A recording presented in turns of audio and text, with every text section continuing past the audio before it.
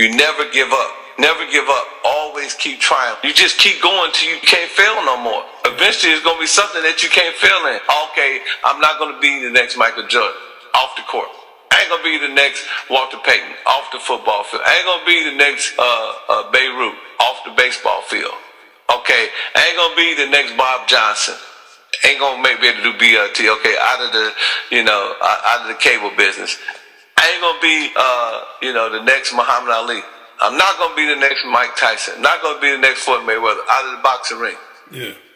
Oh, I'm good at real estate. I'm good. There's a lot of houses in my neighborhood that's dilapidated. I have the financial capital to purchase these houses. Okay, I can be the ghetto realtor tycoon. I can rehab these houses. I can make a lot of money. Oh, I like clothes. I'm a fashion, person. I understand fashion. Yeah. I'm going to go to Vegas to the fashion show. I'm going to go to the clothing thing. I'm going to go to the magic show in Vegas. I'm going to look at some clothes. I'm going to pick some clothes. Hey, my man, he got a couple extra dollars. Hey, man, listen, borrow me $100,000 or let's go into business together. I'm going to pick the clothes. Now you open up your clothing store. I can't open up a clothing store. I don't understand real estate. That's my homeboys. But I do got a wicked hand. I can cut hair. Let me open up a barber shop and instead of me just cutting hair, let me get about 12 cheers. Yep. And let me charge them $125 a cheer. Let me open up number 2, number 3. Let's call it phase 1, phase 2, phase 3. Cut up, cut up 1, cut up 2, cut up 3, and let me open up about 4 or 5 barber shops. Now I'm making money. Let me take that money that I make. I'm just a barber. I don't have no other skills, but let me hire me a financial broker. Let me give him $60,000 a month because that's what I'm generating from my barber shop, and let him flip the money for me. And let me give him 20% for making me $200,000, $300,000, every month, legitimately. So, that's what you do. You finally you run out of things that you can't do. You realize you're not going to be a basketball player, football player. You're not going to be a baseball player. You're not going to, be good at a clothing store. You're not going to be good at real estate. You may be good at barbershop, and but you find something that you're good at, and then you hone your skills and you move on that. That is what life is all about. This is how people succeed.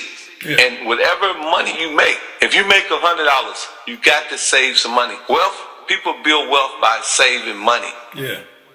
We have to save money. And once you save that money, you can invest that money. And if you do this for 20 years, if you say you make $1,000 or $10,000 a month, if you put $2,000 a month aside and you invest that and call me in 20 years, I guarantee you'll be a wealthy man.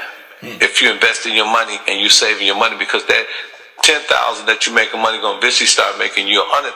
You're going to start putting up $20,000. That $20,000 going to eventually, go into, $100,000, and that $100,000 going to eventually make you a millionaire. But you have to save. You have to invest. You have to be disciplined. Ken, I want you to address this because to me, this seed in that comment can spark, it can grow, something that's wrong in a lot of young minds, people that's, around our age ranges, they can kind of see through it. But when they said in Italy that, we get to do all this, that gives the person the black man that's over here a false sense like I can do it. When in Italy, it's totally different laws. So you can't apply that with whatever's going on over there for a black man over here. Yeah, we kind of addressed that earlier, and that's one of the things that I try to explain to people, you have to be wise enough to understand that man have two selves, a higher self and a lower self. Yeah. You know what I'm saying? The higher self breeds the mothers and the virtues of life. The higher self breeds hatred, slander, lewdness, murder, and theft. One thing that we have in life is a will.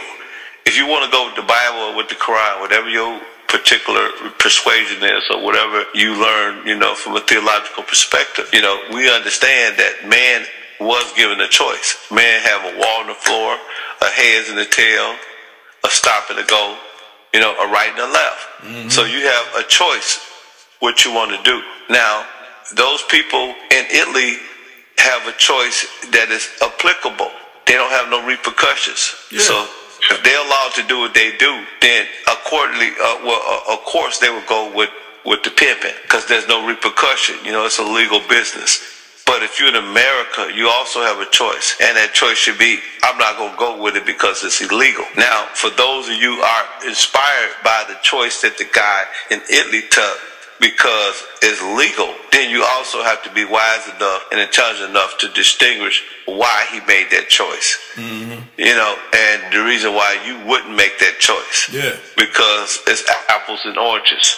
You know, but I bring that to say that because, you know, how a lot of youngsters think, oh, I could just pile up my car and go to Vegas. It's not like that. So just the same, you can't just get a plane ticket and be in Italy and, you know, do what you want. It's not like that. Well, I'm saying that if you can make it to Italy and you would go all the way over to Italy and that's a legitimate business, then why won't you? I mean, we all know, those of us who've been in the game, we know that most of us have a hustle.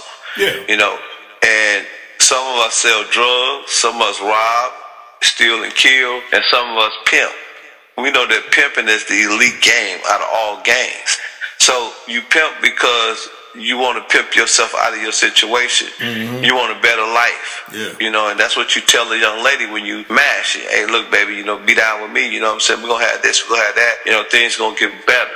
Yeah. You know what I'm saying? You know, you're very beautiful. Men like you. You're very, you know, have a very sexy body. And I think that we can turn this into a commodity. I think we can get paid from this. I mean, just looking at you, so beautiful. Your mama should have had triplets. You look like you need to be in Look magazine. Matter of fact, baby, you know what I'm saying? I got a trick right now that we can, you know, bust down, break down. You know what I mean? And we both gonna eat. We both gonna share. That's what we doing. We're trying to get out of our situation. We're doing it because of environmental pressures, because of peer pressure. Yeah. But if you got to go all the way to Italy to do it legitimately, then why not just find you something legitimate that you could do in America with that same female? You don't have to travel all the way to Italy and then learn the culture. You can't speak the language. You don't know the living quarters. You don't know the setup. You don't know this. You don't know that. So you would go all the way to Italy because it's legal when you could just still work off something in America, because it's all at the end of the day, what all this is about is mind power. What you doing with your mind. Most of those guys who call themselves pimps, they leaders, but they leading in the wrong way. They leading women down the wrong path. You know, I led women down that path, you know, because one thing we never think about when we pimping is that they can get a crazy trick that may kill the female. Yeah. The condom can bust and the female can get AIDS. You know, she can get beat up by the trick. You know, she can fall in love with the trick. You know, it's a whole bunch of variables that come with that. Yeah. You know, so sometimes, you know, if you got any moral compass or moral fiber, then, you know, you have to realize, you know, I'm good at something. I know it's with women, but the only way I know how to execute, only way I know how to use it is by putting her down or putting her in the club. I don't have the mental capacity of a Pimpin Ken who say, take that same dame and put her in corporate America and let her talk rich executives out of a bunch of money. But it would be better if you did that, if you went all the way over to Italy and don't know what to expect. And then if pimping is legal over in Italy, you know, either you're going to bring some women over to Italy to pimp, and guess what? Because pimping is illegal in the United States, they're going to get you for taking bitches across, this is what they're going to call it, taking females across international lines. So whenever you arrive back into America, it's going to be some marshals or some FBI agents waiting to hit you with human trafficking. Because now you're doing reverse human trafficking. You're taking them out of America, taking them to a foreign country, and you coercing them or forcing them or whatever they're going to call it into prostitution. So if you go over to Italy and you say, well, I'm just going to use my game. Well, first of all, you got to learn how to speak Italian. Yeah. See what I'm saying? And if you don't know how to speak Italian, then you got a disadvantage. So all the Italian pimps over there, they're going to run circles around you. You might as well call yourself a lame. Yeah. And the women, if they can do it legally over there, it's a 99.9% chance that at least 75 to 85 of them are renegades, or what mean that they're hustling for themselves. So, you know, it's a lot to do that. That guy probably that sent the email or the comment, it's a 90% chance that he probably went to Italy, you know, as a serviceman. He probably went over there and got in the army, you know, probably knew had an uncle or cousin or somebody that was in the game, and he knew a little bit about the game, and while he was over there, he seen an opportunity, and he seized on it, and it worked for him. You know, and he probably convinced a few of those chicks over there, you know, that may have, you know, a tidbit of English, or he might have a tidbit of Italian to do what he do. Now, everybody don't have that resilience. Everybody's not going to be like him. Yeah. So you know, it just boils down to, you know, what I've been saying, you know, for the longest. You know what I'm saying? I mean, you know, the game has changed. Things ain't the same, and we have to be smarter. We have to be intelligent, irrespective to how we want to do what we want to do, or irrespective to the profit margin or the opportunity or the willingness of the female.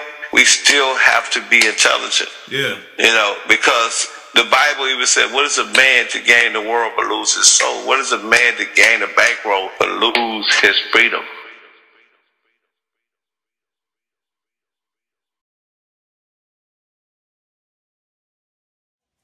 Hey, what's up out there, players and hustlers? I'm here to let you know that we are going to have a great time at Pimpin Ken's birthday in Milwaukee. Okay, this is happening at Mr. J's on June 30th and the Regal Sky Lounge July 1st. Yes, Ice-T will be in the building with all the players and hustlers for my man's birthday. That's right, Kenny Ivy, a.k.a. Pimpin Ken. Church.